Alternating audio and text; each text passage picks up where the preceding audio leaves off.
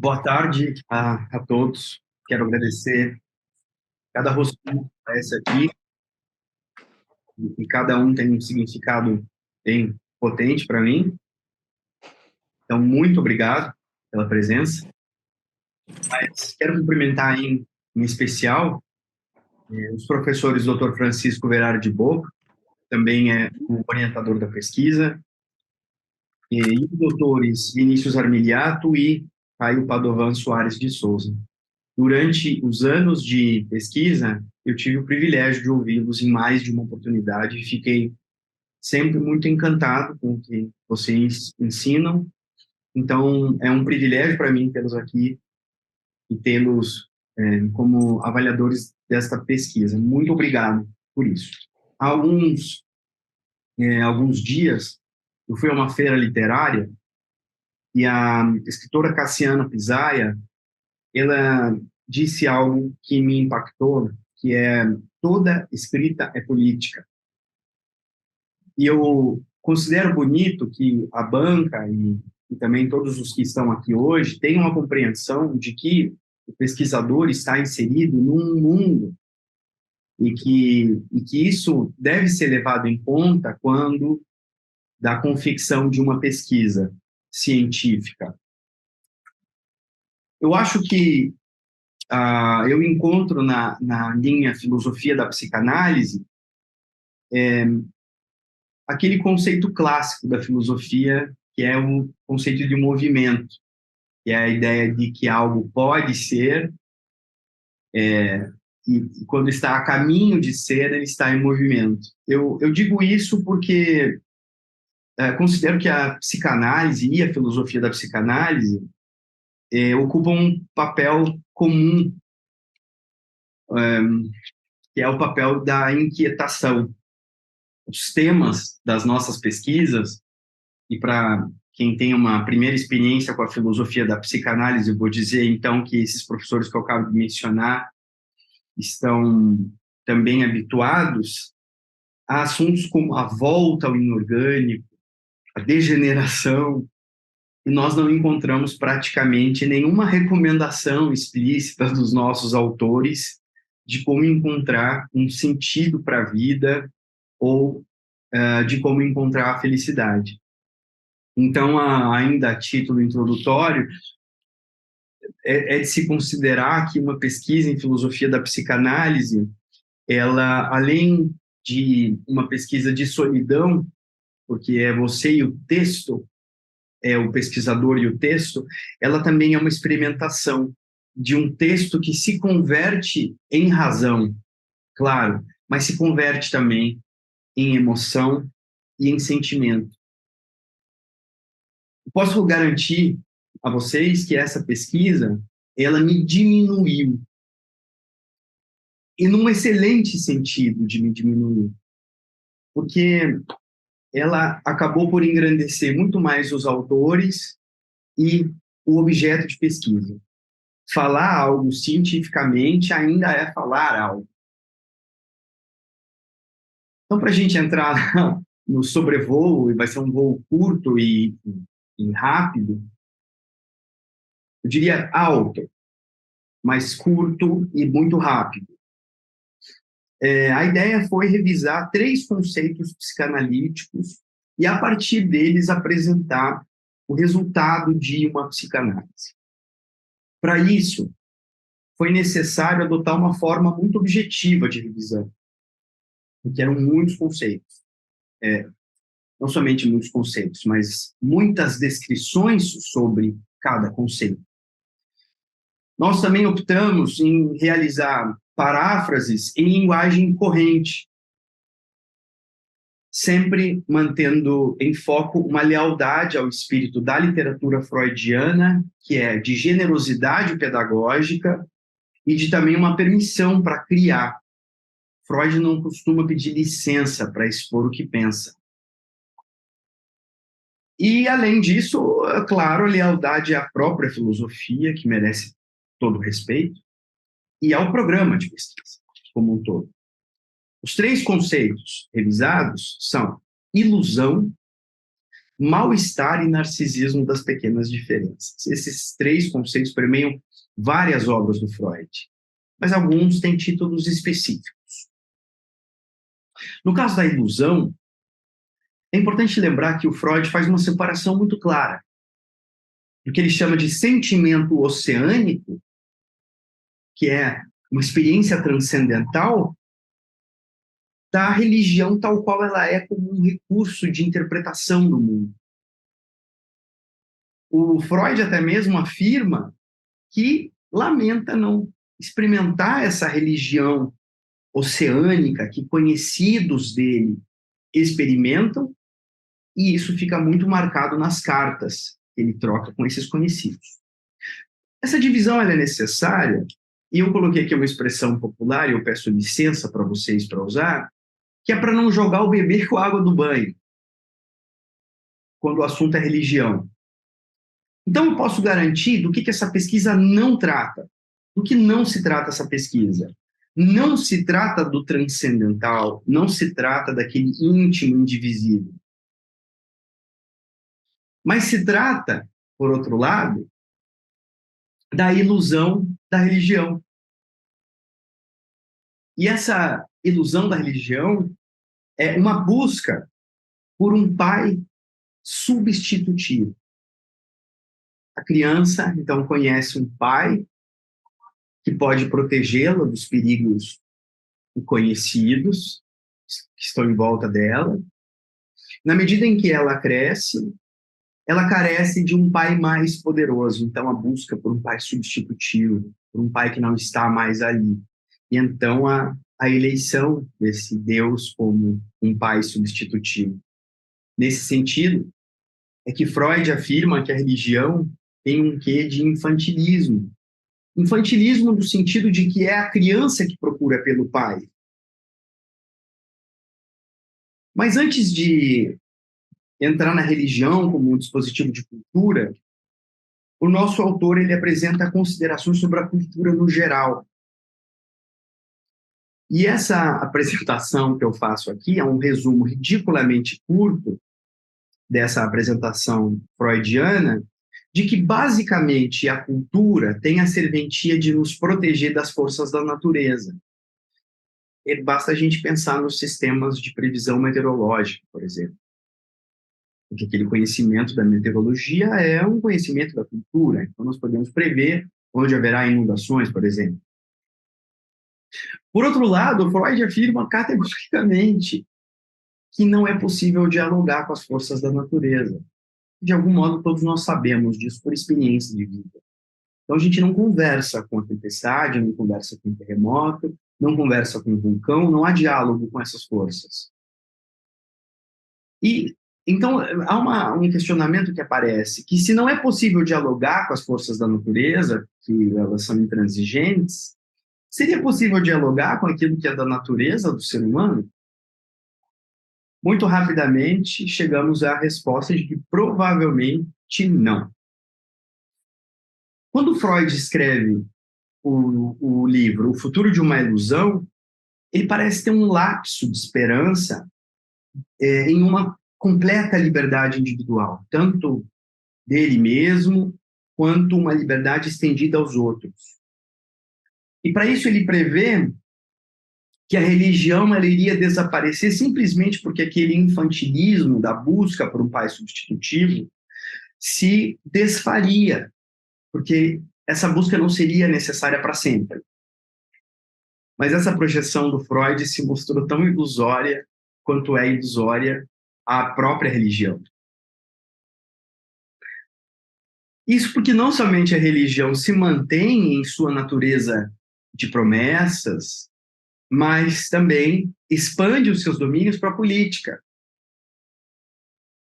Enquanto o Estado civil, o Estado e a sociedade civil performam papéis que, embora estejam em constante desenvolvimento, são claros, porque são regrados pela Carta Magna do país, a religião fundamentalista pentecostal, objeto do nosso estudo, requer para ela que sua ação política, que a ação política dela, não seja somente contemplada pela Constituição, mas que tenha também a validade de uma revelação divina. Embora a expressão pentecostalismo seja clara como cristal para uma porção gigantesca, mas ainda assim limitada de brasileiros, ela sequer é compreendida como uma corrente religiosa por outra porção. Fiz uma anotação, uma nota de rodapé aqui, doutor Caio, que é quando da revisão do resumo em francês, a professora experiente de francês que fez a revisão não sabia o que era pentecostalismo, nunca tinha usado essa palavra, tinha contato com ele. Pelo entendimento da pesquisa, e nas palavras de um comentador, o fundamentalista pentecostal é um indivíduo que está permanentemente com raiva de algo. Ele espera por dois acontecimentos que, para aqueles que não compartilham das mesmas ideias, são perturbadores. Essas duas ideias selecionadas para essa apresentação, que há outras na pesquisa como um todo, são as seguintes. A primeira é que, subitamente, as pessoas vão desaparecer do mundo e elas vão ser levadas para um céu. Mas nesse céu, para onde essas pessoas que vão desaparecer são levadas, somente podem entrar pentecostais. Essa é uma ideia. E a outra ideia é que Deus, esse Deus do pentecostalismo, ele vai irromper numa vingança final contra todos aqueles que não são pentecostais. Esse mesmo comentador, que é o Adams, ele traz um enunciado de que se o indivíduo religioso é, do ponto de vista freudiano, infantil na busca dele por um pai substitutivo, e isso é o que Freud traz na literatura dele, então os pentecostais, por esperarem desse pai que extermine todos os seus inimigos, seriam ou são os mais infantis dos infantis. O outro conceito que a gente revisou foi o conceito de mal-estar. E a literatura, o mal-estar na cultura é precisamente uma continuação de O Futuro de uma Ilusão. O assunto central é a relação da religião com a busca pela felicidade. O Freud, o propósito da vida, é um conhecimento muito estimado, ao mesmo tempo que ele é inútil. Para o autor, esse propósito de vida é simplesmente definido pelo princípio do prazer, ou seja, evitar o desprazer e buscar o prazer. E mesmo que Freud conclua, nessas palavras, inclusive, que a felicidade não está no plano da criação, ele anota que não se deve desistir de um projeto individual de busca pela felicidade. Da observação do autor, nós destacamos duas direções possíveis para esses projetos individuais de felicidade. O primeiro é um gozo a partir da criação realizada por outro, o prazer que se pode obter em produtos culturais como a arte, por exemplo. Quando da aparição deste elemento na pesquisa e da intenção de uma psicanálise da ação política dos fundamentalistas pentecostais na democracia do Brasil, surge naturalmente o apreço desse grupo por gêneros e estilos rigorosamente característicos de produtos culturais. Em face da participação democrática desse grupo na democracia recente, os símbolos nacionais, embora não sejam sagrados, atravessam o meticuloso filtro de escolhas culturais e são aprovados e passam a integrar o repertório pentecostal. O nacionalismo é notadamente assimilado de modo que lideranças políticas são equiparadas a líderes espirituais. Neste ponto, os limites do Estado e da religião são borrados, e para a psicanálise, o indivíduo que busca por um pai substitutivo mais poderoso que aquele que ele conheceu, encontra mais proteção na força de um líder político em detrimento do papel que antes ele atribuiu ao líder espiritual. Ou quando, de consequências últimas, ele substitui até mesmo um Deus que ele havia compreendido em sua vivência religiosa. Nós mencionamos o destaque de duas direções na busca pela felicidade, e a que acabamos de descrever é o gozo obtido pela criação do outro, e o segundo destaque é o distanciamento da realidade. É quando o indivíduo rompe o mundo em benefício de suas fantasias. Para o Freud, porém, esse caminho é pouco promissor, sem que efetivamente proteja do sofrimento ou seja capaz de trazer alguma felicidade. Aquele que vive de fantasias encontra uma dificuldade a mais, qual seja a de encontrar quem possa, com ele, realizar os seus delírios. Mas não significa que a fantasia do indivíduo não possa ser realizada em grupo. O terceiro e último conceito revisado é o narcisismo das pequenas diferenças. Das literaturas principais, destacam-se o mal-estar na cultura, mas também a psicologia das massas e a análise do eu. Justiça seja feita quando da intenção de uma psicanálise do fundamentalismo pentecostal na democracia do Brasil, o orientador da pesquisa, professor Dr. Francisco Verardi Boca, foi discreto, mas incisivo, quanto à necessidade de explorar a formação de grupos pela característica do inimigo comum. É a partir do narcisismo das pequenas diferenças que a pesquisa contorna o esqueleto da ilusão e do mal-estar com carne humana. Quando da formação de grupos, e Freud olha diretamente para a igreja e para o exército, há a possibilidade de realização do impulso de agressão. As massas, abre aspas, as massas nunca conheceram a sede pela verdade, fecha aspas. Esse enunciado freudiano provoca a lembrança da relação entre o fundamentalismo pentecostal e a propagação de notícias falsas, como fica demonstrado na pesquisa. Os elementos mais proeminentes de uma adesão à massa são a renúncia do padrão moral individual, que é substituído pela moralidade do grupo. E é quando pessoas de bem subitamente se convertem em monstros selvagens e são capazes de linchar alguém. Inclusive, esse crime tem se tornado uma preocupação brasileira. Subitamente, eu encontro motivos e apoio para assassinar. Além da ideia de suspensão do padrão moral individual, há também a questão do rebaixamento intelectual. Esses dois elementos ficam salientes quando da observação de um assassinato ocorrido em Foz do Iguaçu, no Paraná, porque o crime foi considerado político, tanto pelo Ministério Público quanto pela Justiça. Para concluir, haja vista que eu presumo que todos terão a bondade de ler a dissertação depois de hoje, eu apresento as duas hipóteses da pesquisa.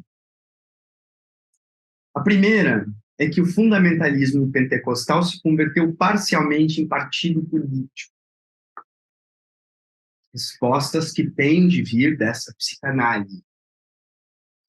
E dois, o fundamentalismo pentecostal se converteu totalmente em partido político. A primeira hipótese, nós concluímos de que, haja vista que fundamentalistas pentecostais tem planos e ações tão semelhantes a de um partido político quanto a formação de bancadas, lutas por visibilidade. Então, a nossa resposta para a primeira hipótese é que sim, converteu-se parcialmente. E a segunda hipótese é de que o fundamentalismo pentecostal se teria convertido completamente em partido político. Mas nós consideramos que há um elemento que deve ser levado em conta, que um partido político deve responder do ponto de vista legislativo, do conjunto de regras, enquanto a religião não. Ela, inclusive, é protegida para que ela possa acreditar à maneira dela. Então, diante dessa impossibilidade da religião responder por sua ação política, eu considero, para esta pesquisa, que a segunda hipótese é inconclusiva. É difícil selecionar, diante de anos de pesquisa, o que vem para uma apresentação preliminar, as perguntas da banca. Mas eu espero ter demonstrado, pelo menos um pouco, do conhecimento e do apaixonamento pela pesquisa. Muito obrigado.